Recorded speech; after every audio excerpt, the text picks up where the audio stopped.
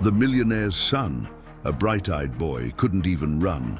His life was a golden cage, surrounded by the best doctors money could buy. But the diagnosis was always the same: severe, chronic, incurable asthma. His father, a man who built an empire, felt powerless watching his son struggle to breathe with the slightest effort. Until a new housekeeper, a woman with a serene smile and calloused hands named Helena, was hired. She didn't bring medicines or equipment, but something everyone had forgotten: an old baseball glove and the belief that joy was the best medicine. What happened next, no doctor could ever explain. Arthur Drummond gazed at the skyscraper skyline from his panoramic office window, a monarch on his throne of glass and steel. On the screen before him, numbers danced in green, a symphony of success heralding the exponential growth of his fortune. Yet, each billion-dollar contract he signed, every stock market investment that multiplied, seemed like a cruel joke, a stark reminder of his absolute powerlessness within the walls of his own home. The empire he built on a foundation of power and control was crumbling to dust before the only challenge his money couldn't conquer. He was a man who could move markets with a phone call, whose dollar fortune seemed infinite, but who couldn't buy the most precious commodity of all, a breath of clean air for his only son, Leo.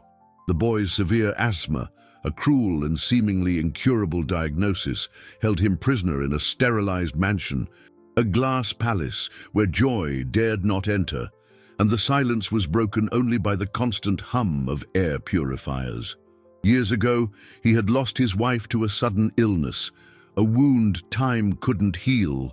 Now, he felt he was losing his son to the very air he breathed. A slow, suffocating agony gnawing at his soul. Despair had become his constant companion, and hope a distant memory.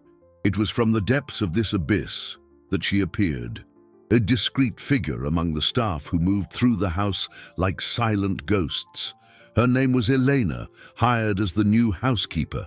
Arthur observed her for the first time through the security cameras, his personal command center from which he monitored every corner of that gilded cage. He noticed the difference immediately. While the others cleaned with mechanical efficiency, she seemed to care. Her hands, though calloused by work, moved with an unexpected delicacy. The head housekeeper, Mrs. Albright, an austere woman who managed the house with a general's precision, gave her instructions in an icy tone, emphasizing sterilization protocols and the prohibition of any cleaning product not on a list approved by a team of specialists. Elena listened with a serene gaze, her dignity not measured in possessions, but in the calm she radiated. Mrs. Albright saw only cleaning protocols. Elena, somehow, seemed to see the suffocated soul of the house and the boy who lived within it. Arthur felt an unease, a curiosity he hadn't experienced in a long time. He continued watching, his finger hovering over the zoom control, as she was led to Leo's room. That was the sanctuary of his pain, an extremely controlled environment where every dust particle was seen as a mortal threat. Elena paused at the door for an instant, her gaze sweeping the impeccable yet lifeless room. There was a sadness in her eyes that Arthur recognized as a mirror of his own. She entered, and instead of starting her task with the efficient haste of the others, she simply stood, observing little Leo, who was reading a book in his bed, his face pale and his breathing shallow. Then, as she dusted the furniture, something extraordinary happened. A soft melody, almost a whisper, escaped her lips. It was an old lullaby, a simple tune that seemed to carry the warmth of generations. Arthur leaned into the screen, his heart beating erratically. Leo looked up from his book, curiosity overcoming his usual lethargy. A small, almost imperceptible smile formed on his lips. It was the first time in months, perhaps years, that Arthur had seen his son smile so genuinely. In that instant, the billionaire felt the ground of his controlled world tremble, a small crack forming in the fortress of despair he had built around his heart. That woman, with her simple song, had accomplished in seconds what his vast wealth could never buy. That smile, as fleeting as the gleam of a shooting star, remained etched in Arthur's mind for the rest of the day. It was an event so seismic in his stagnant universe that it eclipsed the record profits and impressive profitability of his latest financial ventures. For the first time in years, he felt something beyond the suffocating weight of worry and the bitterness of his vast, yet useless, fortune. It was a spark of warmth, fragile and uncertain, but undeniably present. He spent hours reviewing the recording, like an analyst studying stock market charts, trying to decipher the logic behind that moment. The logic, however, was purely human, a territory he had long abandoned. The head housekeeper, Mrs. Albright, soon noticed the anomaly. Her hawk eyes, trained to detect the slightest dust particle out of place, were also experts at identifying any deviation from her strict protocols. At the end of the day, Arthur watched her through another camera, intercepting Elena in the staff corridor. Mrs. Albright's posture was rigid, the personification of unquestionable authority. She spoke in a low voice, but the tension was palpable. She reprimanded Elena for inappropriate familiarities, reminding her that her role was to clean, not to entertain the child. The singing, she claimed, was a distraction and a breach of professional conduct. Elena listened in silence, her gaze fixed but not submissive.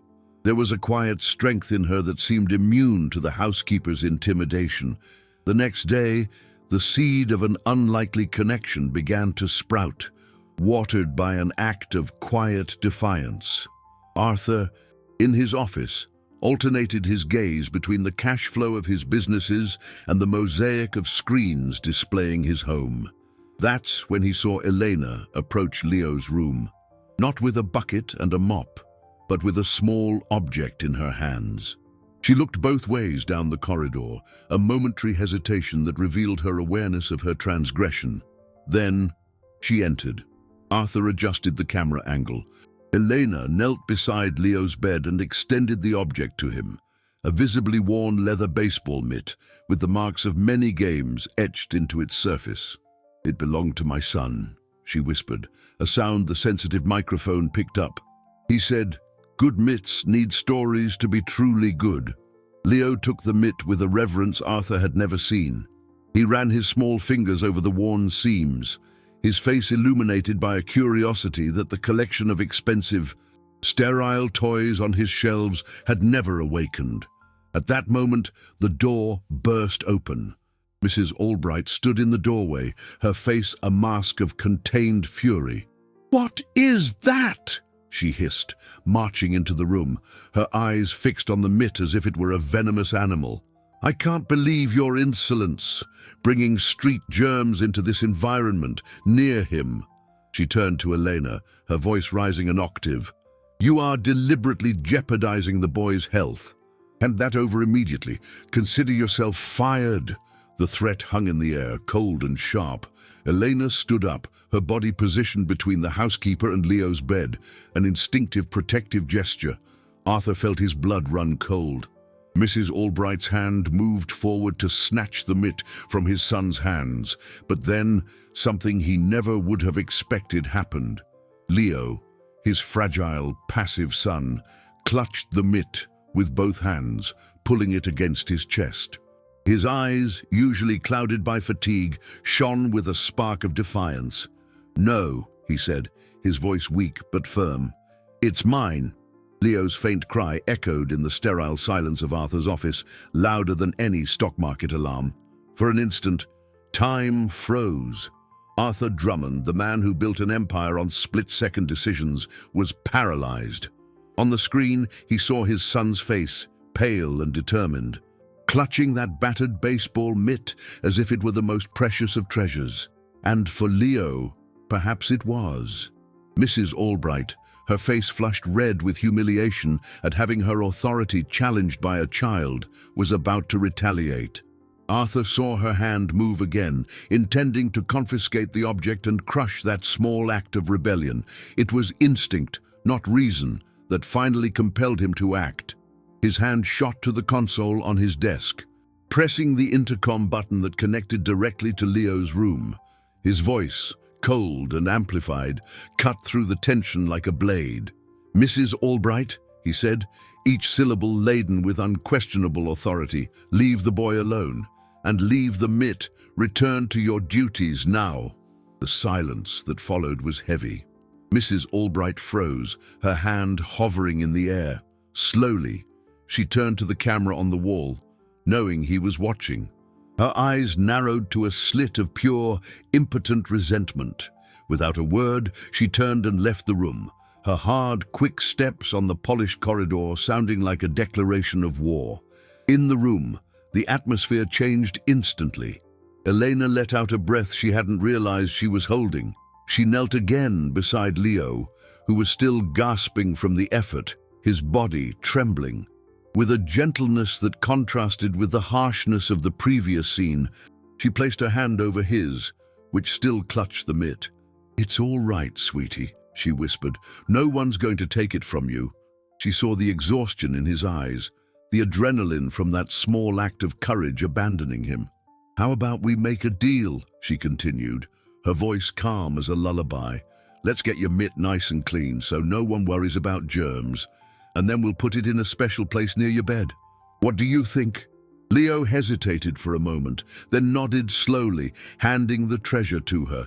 The trust in his gaze was absolute. Later that night, Arthur was alone in his office, the city twinkling outside like a galaxy of diamonds he could buy, but which brought him no comfort. He replayed the recording of the scene dozens of times. Each time he heard his son's weak but firm voice say, "No," he felt a pang in his chest. He had filled Leo's life with the best things money could buy, built a fortune that would secure generations' future, but he had failed to give him the tools to fight, to desire, to assert himself.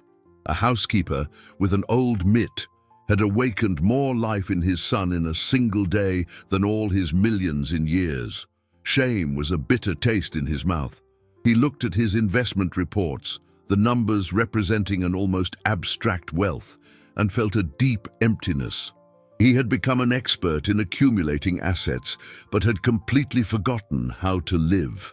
The image of Elena, protecting his son not out of obligation, but from genuine instinct, haunted him.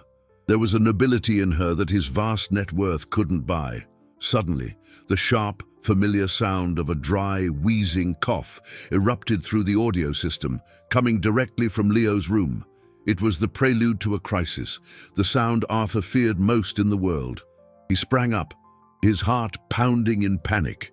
The violent and sudden asthma attack had arrived. Panic was a cold wave that climbed Arthur's spine, familiar and terrifying. He ran through the silent, immaculate corridors of his house, the echo of his expensive footsteps on Italian marble, a macabre counterpoint to the suffocated sound coming from his son's room. With each crisis, a piece of his soul broke. The sight of Leo, small and fragile in the king-sized bed, fighting for every breath, his chest rising and falling in violent spasms, was a torture that surpassed any financial loss he could imagine. The night nurse, a competent and well-paid professional, was already by his side, administering medication through the nebulizer. Arthur held Leo's cold little hand, whispering words of comfort that sounded empty even to himself. "Daddy's here, champ. Take a deep breath. It'll pass." But it didn't pass. The crisis intensified. Leo's lips beginning to take on a terrifying bluish tint. The nurse cast Arthur a worried look, increasing the medication dosage. The hum of the machine mingled with the sharp wheeze of Leo's breath, creating a soundtrack for Arthur's nightmare. Desperate, Arthur went downstairs, not knowing what he was looking for. Perhaps a glass of water, perhaps just a momentary escape from that scene of suffering. The house was plunged into dimness, a mausoleum of luxury and silence.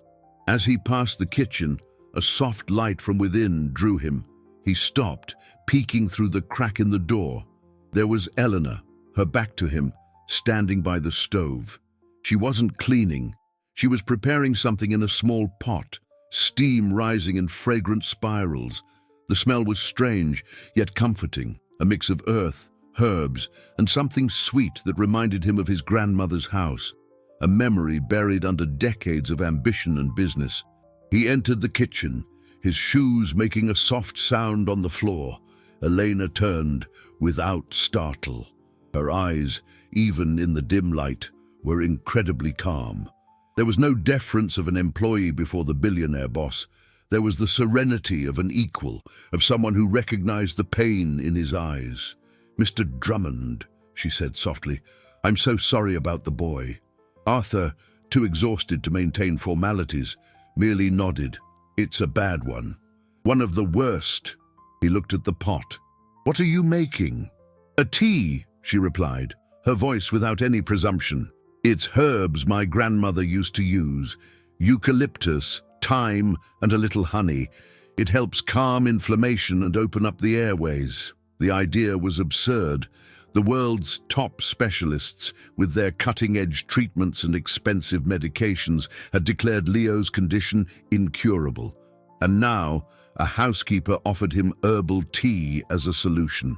Mrs. Albright would have fired her on the spot for such audacity, for interfering in medical matters with folksy remedies. But Arthur was not Mrs. Albright. He was at rock bottom, and the expensive science in which he had placed all his faith was failing once again. Upstairs, he looked into Elena's eyes. There was no promise of a miracle cure, only compassion, a compassion he hadn't seen in anyone for a very, very long time. He was tired of protocols, of specialists, of machines, tired of fighting the same losing battle. In that moment, he would have tried anything. "Prepare a cup," he said, his voice hoarse with emotion. "I'll take it to him." Elena nodded, a glint of understanding in her gaze. As she strained the amber liquid into a cup, the silence in the kitchen was different from the oppressive silence of the rest of the house. It was a shared silence, a space of mutual vulnerability.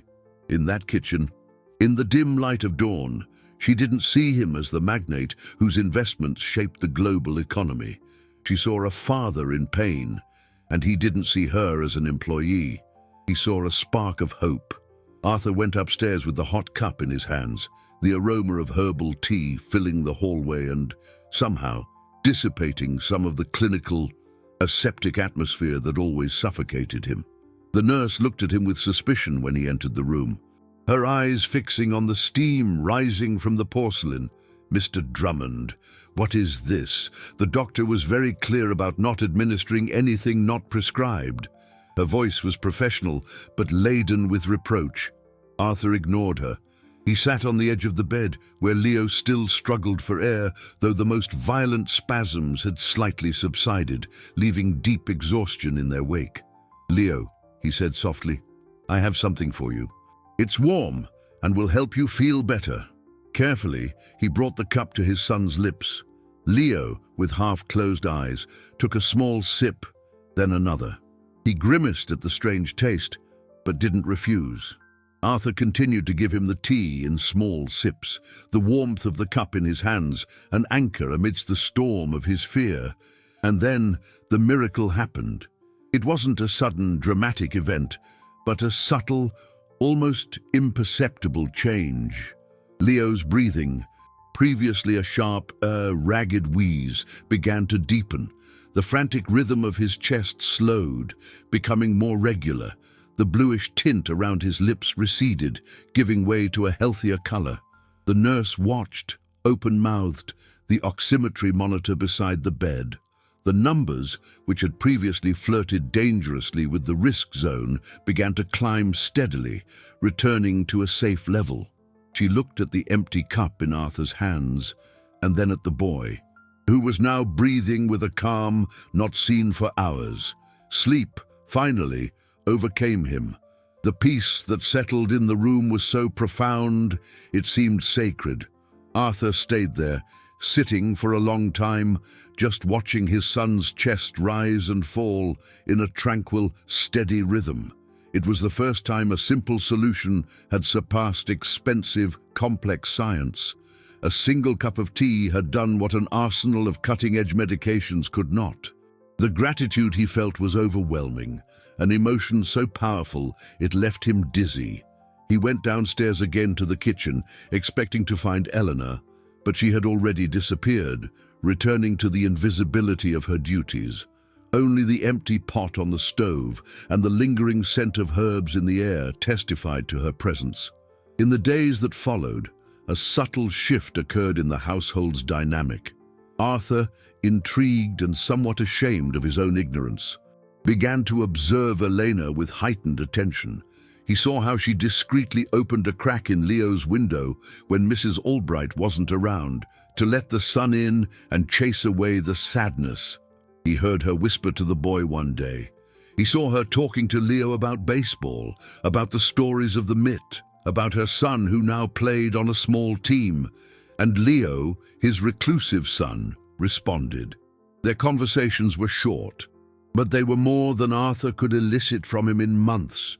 Mrs. Albright, in turn, felt her absolute authority being undermined. Arthur's thinly disguised gratitude toward Elena was a direct affront to her control. She began a silent campaign of sabotage. Small silver objects disappeared from a tray shortly after Eleanor cleaned the room. A stubborn stain appeared on a freshly vacuumed rug. The head housekeeper reported each incident to Arthur with grim seriousness, insinuating lack of trustworthiness and negligence from the new employee. "We can't have this kind of people in a house like this, Mr. Drummond, the security, the valuables."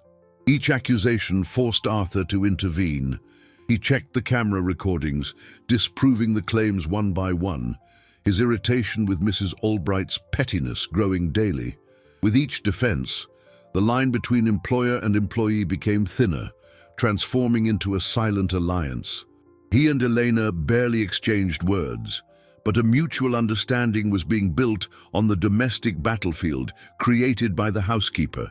The growing trust he placed in her was an investment of a different nature, one that didn't appear on his financial statements, but was beginning to yield the most precious dividends. The Cold War waged by Mrs. Albright escalated from minor sabotages to a direct offensive, calculated to undermine Arthur's trust once and for all. One afternoon, she summoned him to the library with dramatic urgency in her voice. On the polished mahogany desk, she spread a series of invoices and receipts. These were the bills for expensive imported cleaning products, air filter refills, and specialized sterilization services, a constant cash flow that drained a small but significant portion of the household budget. "Mr. Drummond," she began, pointing to an invoice with the tip of a gold pen, "and I've noticed troubling discrepancies. Since Elena's arrival, the consumption of our approved cleaning products has drastically decreased. However, the house seems different." She paused, allowing the insinuation to hang in the air. "I fear she's using her own cheap, unauthorized products, probably to save money and, well, I don't want to speculate about her motives, but this represents an unacceptable risk to Leo's health. These products could contain allergens, toxins. They are violating the safety protocol that the doctors established." Arthur listened in silence, his gaze alternating between the invoices and the housekeeper's severe face. He knew Elena opened the windows. He knew she preferred a damp cloth and lemon oil to harsh chemical sprays. He himself had noticed the change in the house's air. The sterile hospital smell was gradually being replaced by a more natural, livelier fragrance, and Leo, since the herbal tea incident, hadn't had another severe attack.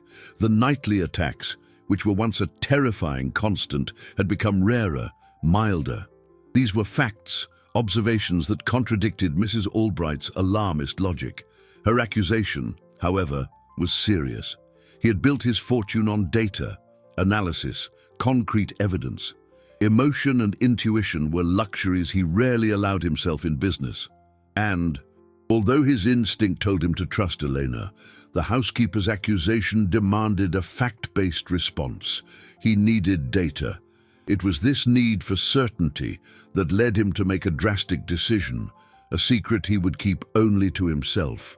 That same night, he contacted a cutting-edge technology company specializing in environmental monitoring.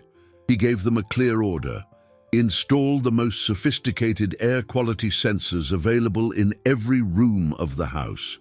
Especially in Leo's room, he wanted a complete, real-time report on every particle, every volatile organic compound, VOC, every potential allergen present in the air his son breathed. The technicians worked through the night, discreet and efficient, while the house slept. By morning, there was no visible sign of the installation, but Arthur's personal tablet now displayed a new app, a control panel that gave him a god's-eye view of his own home's atmosphere. He spent the morning obsessing over the charts and numbers. The air quality was, as expected, impeccable. The purity levels were well above recommended standards. Mrs. Albright, it seemed, was correct in her rigorous management. A feeling of doubt began to erode the trust he had placed in Elena. Perhaps she was, in fact, a threat.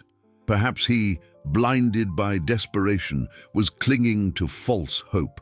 The head housekeeper, sensing the shift in his attitude, pressed her advantage. "Mr. Drummond, with all due respect, your fondness for this woman is clouding your judgment. She's a distraction, a risk. For Leo's sake, she needs to go."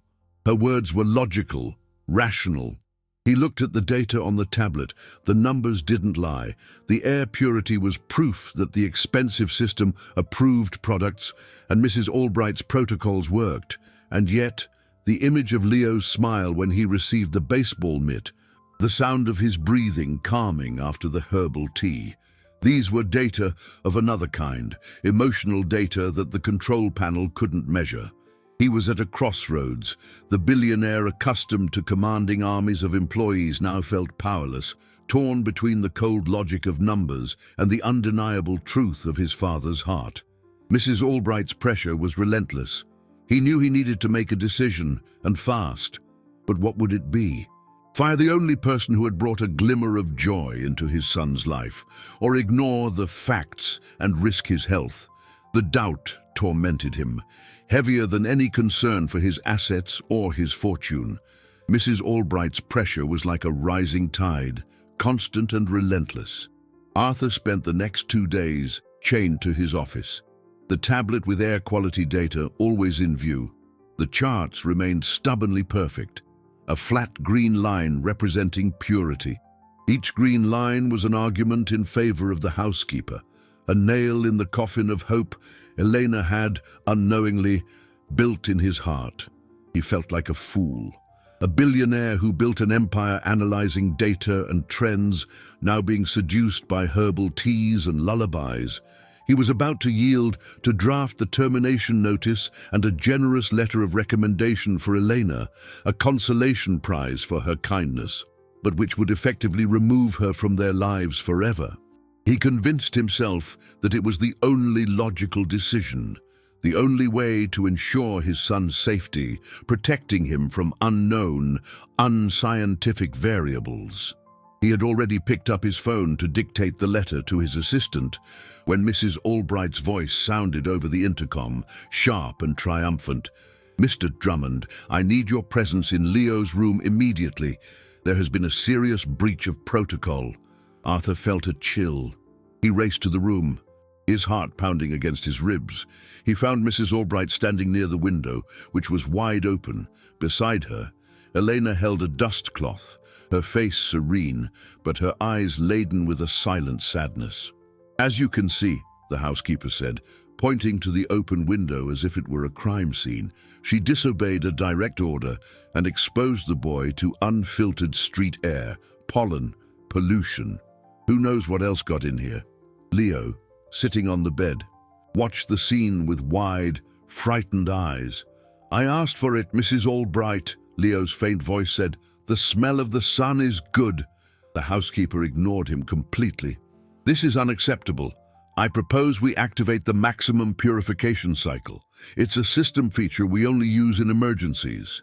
It releases an ionic charge that neutralizes 99.9% of all airborne contaminants. It will ensure that any allergen that entered is eradicated." The proposal sounded reasonable, scientific. For Arthur, it was the final test. He looked at Elena, seeking a reaction, but she remained silent, her dignity intact. "Do it," Arthur ordered, his voice harder than he intended. He turned and went back to his office, the tablet already in his hands. It was time to let technology prove its worth. He sat in his leather chair, his eyes fixed on the screen. He watched Mrs. Albright, on one of the cameras, activate a panel on the hallway wall. A soft blue light began to flash, and a low, almost inaudible hum emanated from the monitoring system's speakers. On the tablet, he observed the chart corresponding to Leo's room. The stable green line of air purity should, in theory, become even more perfect. But that's not what happened. At first, it was a small oscillation, a tremor in the chart that could be a sensor anomaly. But then, the green line began to contort. Arthur leaned forward, his knuckles white. A new line, an alarming blood red, appeared at the bottom of the chart and began to rise. It represented volatile organic compounds, VOCs, a category of chemical toxins. The line climbed with terrifying speed, crossing the threshold from safe to moderate, then to harmful to health. An alert notification flashed on the screen, red and pulsating. Danger. High levels of toxins detected. He watched, horrified, as the numbers shot into the danger zone, the same zone that medical manuals described as a trigger for severe asthma attacks. The cure he had bought with a portion of his fortune wasn't working. It was the poison, Arthur Drummond's world, built on the cold certainty of numbers, imploded. For an instant, he couldn't breathe, as if the poison spreading through his son's room had reached his office through the tablet screen. The red line on the chart wasn't just data, it was a digital dagger pointed at Leo's heart. The word danger, pulsating in sync with his uncontrolled heart, was an epitaph for his arrogance, for his blind faith in what money could buy. All his wealth, all his skill in transforming capital into more capital had been channeled into creating the weapon that was, at that very moment, attacking his son. The sound of a dry, weak cough coming over the intercom broke his paralysis. It was Leo. The sound hit him like an electric shock. He didn't think, he acted. The $1,000 leather chair was thrown back, hitting the panoramic window with a dull thud. He raced out of the office, his footsteps echoing not with the authority of a billionaire, but with the primal panic of a father. He burst into Leo's room like a hurricane. The scene he found was surreal. The air was heavy, with an almost imperceptible yet sinister chemical smell. Mrs. Albright stood there, a smile of smug satisfaction on her face, watching the soft hum of the purification system as if it were her masterpiece. Elena was beside the bed, her face pale with worry, instinctively leaning over Leo, who coughed again, his small body convulsing. "See, Mr. Drummond," Mrs. Albright began, her voice dripping triumph. The system is eradicating all impurities." Arthur didn't hear her. His eyes were fixed on his son and on the red line still climbing on his tablet, which he held with crushing force. He crossed the room in 3 long strides, shoving the housekeeper aside without ceremony. He leaned over the bed and scooped Leo into his arms, enveloping the boy in a protective embrace. "Get him out of here, Elena," he ordered, his voice a low, dangerous growl. "We'll take him to the garden. Now." Elena, seeing the fury and panic in his eyes, didn't hesitate. She took Leo's hand and quickly guided him out of the room, casting one last confused, frightened look back. When the door closed, Arthur turned to Mrs. Albright. The silence in the room was now deafening, broken only by the hum of the purifier. She looked at him, the smugness on her face finally giving way to confusion and fear in the face of his silent wrath. "Mr. Drummond, I don't understand." "Don't you?" he hissed, stepping forward and thrusting the tablet into her face. "Then understand this." Her eyes widened at the sight of the chart, the red line in the danger zone, the word danger pulsating like a dying heart. Blood drained from her face, leaving behind a pale mask of horror and disbelief. This isn't possible," she stammered. There must be a sensor error. The only error here was my blind trust in you and this machine," Arthur said, his voice low and lethal. He went to the control panel in the hallway and, with a blow of his fist, shut down the entire system. The hum ceased. The silence that followed was that of truth being revealed. He turned back to her, his gaze piercing. The woman who had so long ruled his house with an iron fist now trembled under the weight of his stare. He knew it wasn't just a defect. There was something more. "The filters," he said, each word falling like a stone. "The exclusive filters you insisted we buy. Where do they come from, Mrs. Albright? I want the company name. I want to know why." Arthur's question hung in the stagnant air of the room, devoid of fury but heavy with the finality of a sentence. Mrs. Albright's face, once a mask of shock, collapsed into a tapestry of fear. She opened her mouth, but no sound came out. Her eyes darted from Arthur's stone face to the tablet in his hand, as if expecting the data to retract itself, for the red line to recede and absolve her. But technology was impartial, and the truth it revealed was merciless. "The company, it's a highly recommended supplier," she stammered, recoiling a step, her hand instinctively going to her throat. "They have all the certifications. I checked them myself. It must be a defective batch." "A terrible accident." Arthur didn't move. His eyes, which could intimidate entire boardrooms, were fixed on her, dissecting every faltering syllable. "I didn't ask about certifications," he said, his voice dangerously calm. "I made a considerable investment in this system based entirely on your recommendation. I entrusted you with my most precious possession, not just the assets of this house. Now, for the last time, give me the company name." The pressure in his gaze was physical, a force that crushed her defenses. The facade of professionalism, built over years of austere service, cracked and crumbled, revealing the terrified woman beneath. Tears began to well, silent at first, then turning into trembling sobs that shook her rigid body. "It's Pure Air Solutions," she whispered, her voice broken. It's my brother's company." Arthur felt a cold knot in his stomach. The revelation wasn't a complete surprise, but the confirmation of the betrayal was sickening. Greed had a familiar face. "Your brother," he repeated, the word sounding like an obscenity. "And why should I use your brother's filters, Mrs. Albright? In a market full of global leaders, why this unknown company?" The truth, now that the dam had broken, came in a torrent of pathetic confession. She spoke of her brother's financial difficulties, of his small business struggling to survive, and then about the deal, a commission, a small dividend, as she called it, for each filter shipment, for each maintenance contract, a modest percentage, insignificant compared to Arthur's vast fortune, but enough for her to supplement her income, to feel a taste of the financial power that surrounded her every day. "I never thought," she sobbed. "I swear I didn't know they were dangerous." "He assured me they were the best.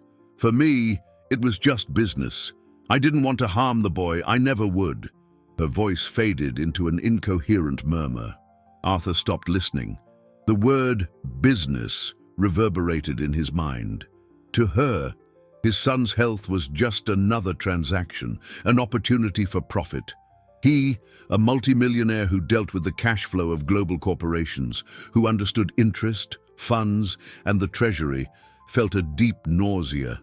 He lived in a world where greed was a driving force, but there were always lines, codes of conduct. What she did It was a profanation. He stepped away from her, walking slowly to the large window. His gaze drifted down to the garden. Downstairs, in the afternoon sun, a scene unfolded. Elena stood a few feet from Leo, holding the old baseball mitt. Leo, hesitantly, threw a soft tennis ball towards her. The throw was weak and clumsy, but Elena caught it with a fluid motion. She smiled, a genuine and encouraging smile, and tossed the ball back. Leo dropped it, but instead of frustration, he laughed. A real, open, free laugh that floated up to the window of the poisoned room. In that moment, Mrs. Albright's confession, her sordid greed, all became background noise. Arthur looked at his son laughing in the sun, and a painful clarity hit him, as sharp as a shard of glass. He turned, his face devoid of any emotion. "You're fired, obviously," he said, his voice empty, "but that's the least of it." He looked through Mrs. Albright as if she were no longer there, his eyes fixed on a much larger, more terrible truth. "The problem wasn't what you did for money," he whispered to the silent room. "It was what I didn't do for love." Mrs. Albright's dismissal wasn't a climax, but an anticlimax. There were no shouts, no scenes. Arthur simply watched her as she retreated from the room, a shrunken figure, the haughtiness of years stripped away in a matter of minutes. He ordered security to escort her off the property immediately. Her belongings would be sent later. It was a cold, efficient termination, as he would with any high-ranking executive who broke the trust of a crucial investment. But when the door closed and he was alone in the silent room, he felt no triumph, not even anger, only a vast, hollow emptiness. The guilt that had struck him like lightning by the window now settled in his chest, heavy and suffocating like the toxic air her system pumped. He looked around the immaculate room, a monument to his failure. Every sterilized surface, every expensive device, every untouched toy was a testament to how he had transformed a child's room into a laboratory, and his son into an experiment. He confused possessions with well-being, assets with affection. He tried to build a fortress of wealth around Leo, but all he achieved was to erect a prison. With the windows now wide open by his order, a soft breeze entered, bringing with it the distant sound of Leo's laughter. The sound drew him out of that room, out of the mansion that suddenly felt oppressive. He went downstairs and stopped at the door leading to the garden, observing the scene from a safe distance, as he always did. Elena and Leo had abandoned the ball game. Now they sat on the grass, examining the baseball mitt. Elena pointed to the different parts, explaining something with gentle gestures. Leo listened with an attention Arthur rarely saw, his face, previously perpetually pale, now with a slight flush from the sun. Seeing the improvement in his son, the speed with which he seemed to flourish away from the chemicals and fraudulent filters, was both immense joy and deep pain.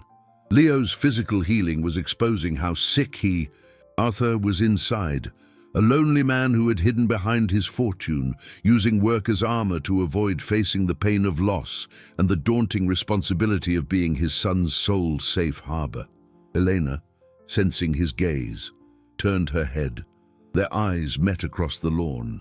There was no accusation in her gaze, nor triumph at Mrs. Albright's downfall.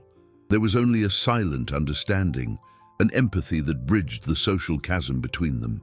She gave a small smile and nodded, inviting him to join them. Arthur hesitated. The lawn seemed like foreign territory, a place of vulnerability where his negotiation skills and understanding of the stock market meant nothing. Taking those steps was more intimidating than entering any boardroom. But the sound of Leo's laughter propelled him forward. He walked slowly over the soft grass, his expensive Italian shoes looking absurdly out of place. As he approached, Leo looked at him, a flicker of uncertainty in his eyes. Their interaction had always been mediated by nurses, housekeepers, and strict schedules. "Dad," Leo said, the words sounding almost like a question. Elena, with a wisdom that seemed innate, stood up. She picked up a real baseball she had brought, heavier and more solid than the tennis ball. She placed the ball in Arthur's hand. Then, gently, she took the worn mitt from Leo's hands and placed it on his free hand. "I think it's your turn now," she said softly, and with a final encouraging smile, she stepped back, giving them space. Arthur looked at the ball in his hand and at his son holding the mitt. He hadn't played baseball since childhood. He felt awkward, exposed. Leo looked equally lost, the mitt enormous in his small hand. For a moment, they just stood there, father and son, separated by a few feet that felt like an ocean of silence and estrangement. Then, Arthur took a deep breath. He threw the ball, a weak, crooked toss that bounced on the grass long before reaching Leo. Leo tried to catch it, but the ball hit the mitt and rolled away. Both watched the ball stop, and then something broke. A slow smile spread across Arthur's face. Leo, seeing his father's smile, smiled back. He ran to retrieve the ball, his movement a little clumsy, but full of an energy Arthur hadn't seen in years. On that lawn, playing catch with his son for the first time, Arthur Drummond didn't feel like a billionaire. He didn't think of his businesses, his fortune, or his next investment. He felt like a father. The sound of Leo's laughter, running freely under the open sky, was more valuable than all the gold in the world, more real than any number on a screen. It was the sound of life, and it was finally, filling the silence of his home. Night descended upon the mansion, but for the first time, it didn't bring with it the darkness of anxiety. Arthur sat in an armchair in Leo's room, watching his son sleep. The boy's breathing was deep and serene, a sound that was now to Arthur the sweetest of melodies, more valuable than any earnings report or rise in his stock market shares. The soft light of a bedside lamp cast long shadows, and the room, with windows still ajar for the cool night air, no longer seemed like a hospital chamber, but a sanctuary of peace. Arthur reflected on the years he had spent obsessed with building his empire, with increasing a fortune that was already vast. He prided himself on his skill in managing assets, in understanding the complex cash flow of his businesses, in transforming every investment into a greater source of income. He had accumulated a fortune in dollars, euros, gold, and even cryptocurrencies, a wealth so vast it had become abstract. But there, in that silence, he understood the devastating truth. All his net worth, all his possessions, were worth nothing compared to the sight of his son sleeping peacefully. He had focused so much on the liabilities and assets of his companies that he neglected the only treasure that truly mattered. Restless, feeling the need to absorb the house's new atmosphere, he went down to the garden. The grass was cold and damp under his shoes, and the sky, far from the city's dazzling lights, was sprinkled with stars. He found her sitting on a stone bench, facing away from the house, as if she too was seeking refuge in the night's silence. He approached slowly, not wanting to startle her. "Elena," he said softly.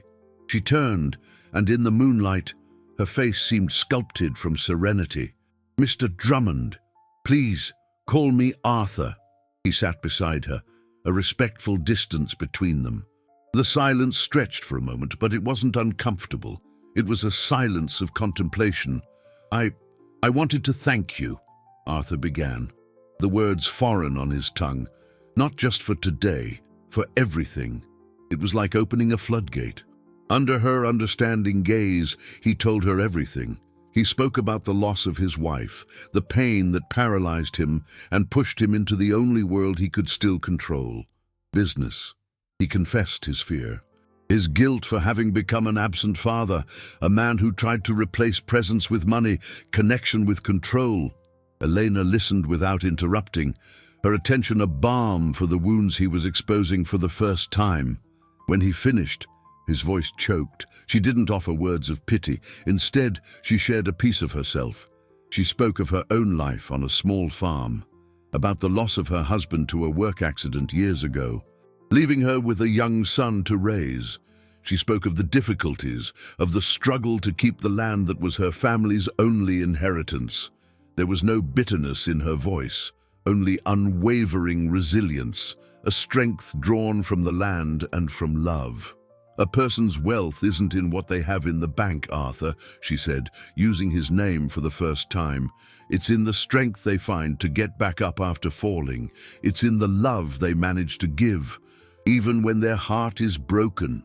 In that moment, under the stars, the social chasm between the billionaire and the housekeeper disappeared, replaced by a deep connection of two souls who had known pain and found solace in each other. Arthur felt a wave of hope, the first in a long time, a vision of a different future, a home filled with laughter and not silence, began to form in his mind, with her at its center. "Elena, he began, wanting to express the overwhelming feeling of gratitude and something more, but she interrupted him, her voice soft, but with a tone of finality that scared him. "I'm glad I could help. Leo is a wonderful boy, and you're a good man." She stood up. "But my work here is done. My sister is waiting for me at home. I plan to go back to the farm at the end of the week." Eleanor's words fell on Arthur with the weight of a vault door closing. "At the end of the week," the phrase echoed in the silence of the garden, laden with a finality he wasn't prepared to face. The future he had just glimpsed, a future of laughter and sunshine in the garden, crumbled into dust. He felt a cold panic, the same kind of desperation he felt during Leo's asthma attacks, the feeling that something precious was slipping through his fingers and he was powerless to stop it. He stood up, his movement abrupt. "Leave! But why? Leo needs you. We need you." It was the rawest confession he had ever made. He, who negotiated multi-million-dollar deals without blinking, who saw people as assets on a balance sheet, was pleading with a woman to stay. The irony was overwhelming. He could offer her a fortune, a life of luxury beyond her wildest dreams, but he knew instinctively that money would be an insult. What he needed from her couldn't be bought. Elena looked at the house, at the illuminated windows of the mansion that seemed like a fairy tale palace. "My place isn't here, Arthur," she said, with a gentleness that made her words even sharper. "I came to the city to earn enough money to pay the overdue property taxes on the farm. It's the only inheritance I have to give my son. I got what I needed. Now, my son needs me, and my home needs my care." "I can take care of the taxes," Arthur said hastily, the words tumbling out before he could think. "Any amount, consider it a bonus, a token of gratitude. It's nothing to me, a small withdrawal from one of my investment funds." He stopped as he saw the expression on her face. The serenity had vanished, replaced by a shadow of disappointment. "You still don't understand, do you?" she said, her voice devoid of anger, but with deep sadness. "It's not about the money, it's about what it represents. It's my work, my effort. It's my dignity. If you simply pay it, you take that away from me. You turn my struggle into charity." She turned to face him, and in the moonlight, he saw the unwavering strength in her eyes. "You're a powerful man, Arthur. You're used to fixing things with your checkbook, but not everything can be bought. Your son's love, his health, a person's self-respect, these are treasures you have to earn, not buy." Every word was a truth he knew, but had never been forced to confront. He had tried to buy Leo's health and almost poisoned him. Now he was trying to buy Elena's presence and was about to lose her. The moment of greatest tension wasn't a stock market graph plummeting or a hostile negotiation. It was right there in that silent garden, facing the possibility of losing the only spark of hope he had found in years.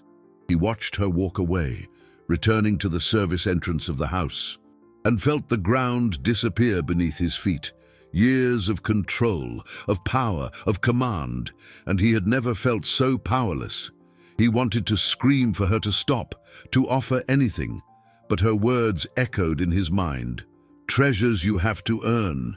He watched her disappear into the darkness, the door closing softly behind her. The mansion, which for a few days had begun to feel like a home, reverted to being just a vast, cold, empty structure. Leo's laughter in the garden, his calm breathing in the room, everything seemed fragile now, dependent on the woman who was about to leave. Arthur stood alone under the stars, the billionaire who had everything and, at that moment, had absolutely nothing.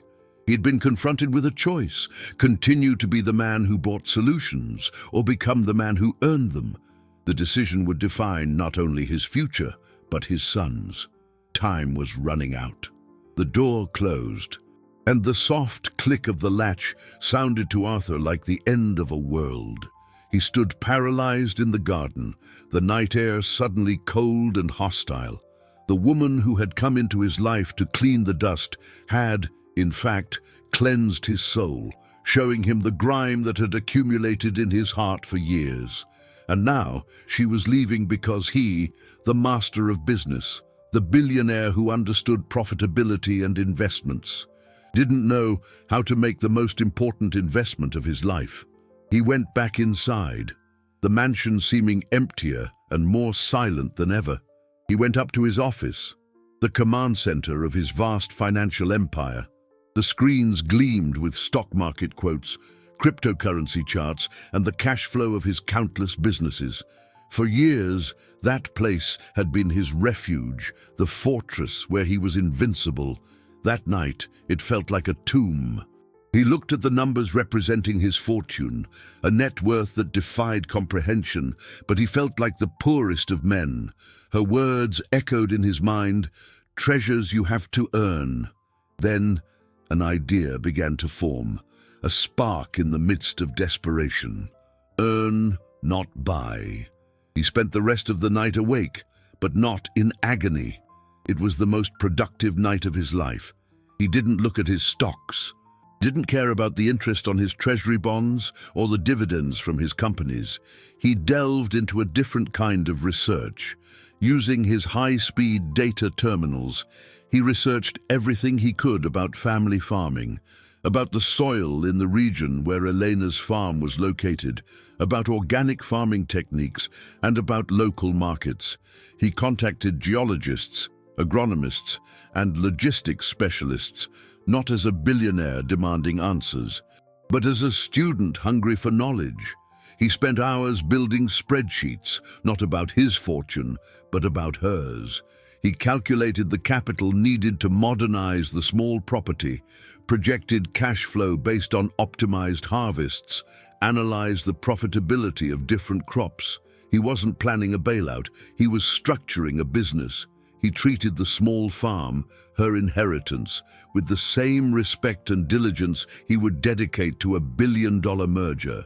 By dawn, he didn't have a check in hand. He had a 50-page business plan, complete with market analysis, distribution strategies, and profit projections. It was a partnership plan. He found her in the kitchen, preparing breakfast as if it were any other day, though a sadness hung in her movements. He had the binder in his hands, his heart pounding harder than in any board meeting. "Elena," he said, his voice hoarse from lack of sleep, "I don't want you to stay out of charity. I won't insult you by offering money. I want to offer you a business proposition." He placed the binder on the kitchen table. "I know business. You know the land. I want to invest in your farm, not as a gift, but as a partner. This plan details how we can make it not just solvent, but profitable. I'll bring the capital and strategy. You bring the knowledge and management.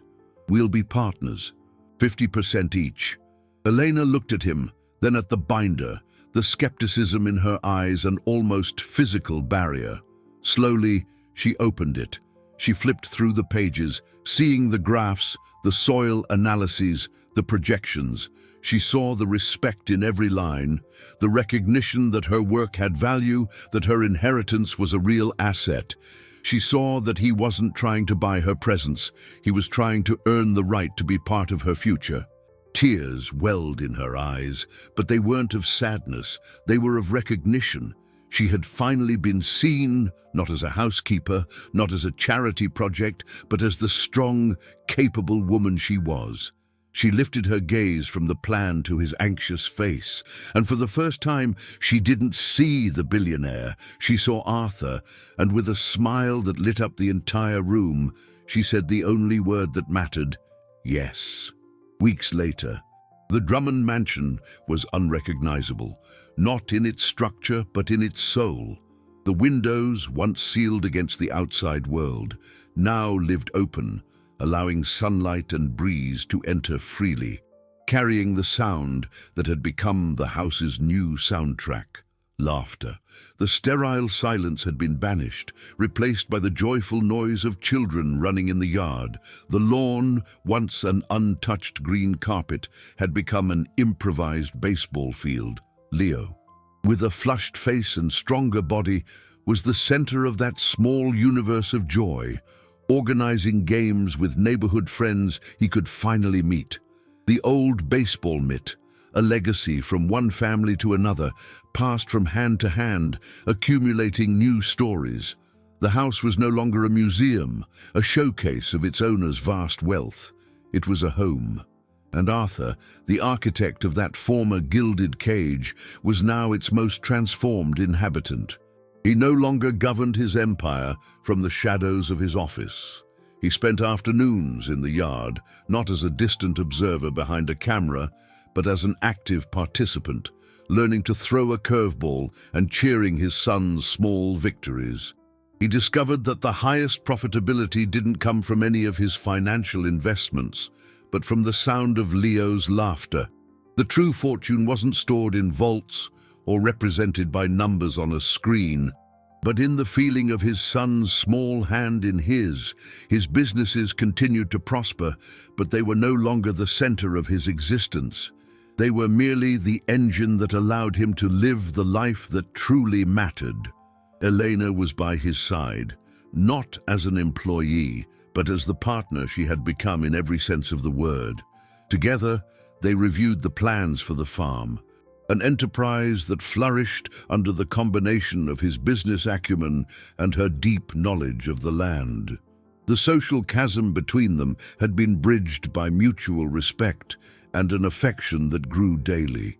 On a sunny afternoon, as they watched Leo try to teach a friend to bat, Arthur turned to her. The afternoon sun illuminated her face, and he saw in her the woman who had not only healed his son, but resurrected his heart. He, the billionaire who thought he could buy everything, had finally found the one thing his money couldn't buy and that he needed most. "Elena," he began, his voice calm and filled with a certainty he had never felt in any negotiation. "The farm's business plan is going wonderfully well, and the house has never been so alive." He paused, taking her hand. "I know your place is there, on your land, but I hope you realize that your place is here too." He looked into her eyes, his heart open and vulnerable. "I want you to stay, not as my business partner, and certainly not as an employee. I want you to stay as my partner in life." The tears that filled her eyes weren't of surprise, but of happiness, a feeling as pure and luminous as the sun that bathed them. The happy ending wasn't just his son's healing, but his own. He found love and happiness not in a boardroom, but in the wise counsel and kind heart of a woman who came into his life to clean the dust and ended up cleansing his soul, teaching the multimillionaire that the greatest wealth in the world is a home full of love and a heart worth fighting for.